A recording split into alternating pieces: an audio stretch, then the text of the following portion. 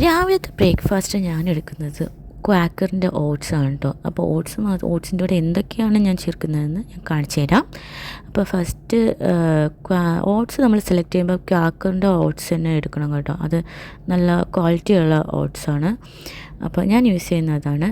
അപ്പോൾ ഞാൻ കുറച്ച് ഹോട്ട് വാട്ടർ എടുത്തിട്ട് ഓട്സ് വെച്ചിട്ട് അതൊന്ന് വേവിച്ചെടുത്തായിരുന്നു. പിന്നെ അത് കഴിഞ്ഞിട്ട് അതിൽ ഫസ്റ്റ് ഞാൻ ആഡ് ചെയ്യുന്നത് ആപ്പിളാണ് കേട്ടോ. ആപ്പിൾ ഞാൻ ചുവന്ന ആപ്പിളാണ് എടുത്തത്, പച്ച ആപ്പിൾ വേണമെങ്കിൽ യൂസ് ചെയ്യാം. പിന്നെ ഞാൻ നട്ട്സാണ് എടുത്തത്. ആ നട്ട്സിൽ തന്നെ എല്ലാം ഉണ്ട്. പിസ്ത, ഉണക്കമുന്തിരി, കാഷ്നട്ട് എല്ലാം ഉണ്ട് കേട്ടോ. ബെറിയുടെ ഡ്രൈ ഫ്രൂട്ട് അതെല്ലാം ഉണ്ട്. എല്ലാം കൂടെ മിക്സഡ് ആയിട്ടുള്ളതാണ് കേട്ടോ ഞാൻ എടുത്തിരിക്കുന്നത്.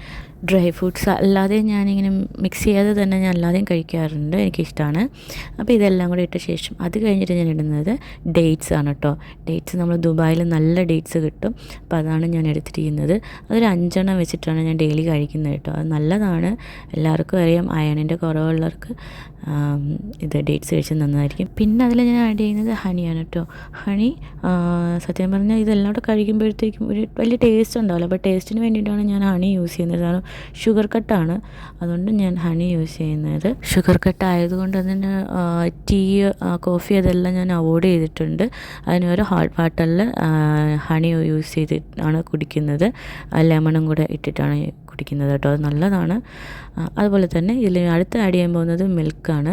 മിൽക്ക് പച്ചയ്ക്ക്, അത് ചൂടാക്കാതെ തന്നെ പച്ചയ്ക്കാണ് ഞാൻ ഇതിൽ ഒഴിക്കുന്നത്. ഓൾറെഡി ഓട്സ് വേവിച്ച് വെച്ചിരിക്കുന്നത് കൊണ്ട് തന്നെ ഞാൻ പച്ചപ്പാൽ തന്നെയാണ് ഒഴിച്ചത്. നല്ലതാണ് കേട്ടോ. പിന്നെ ലോ ഫാറ്റിൻ്റെ പാലാണ് ഞാൻ വാങ്ങിച്ചിരിക്കുന്നത്.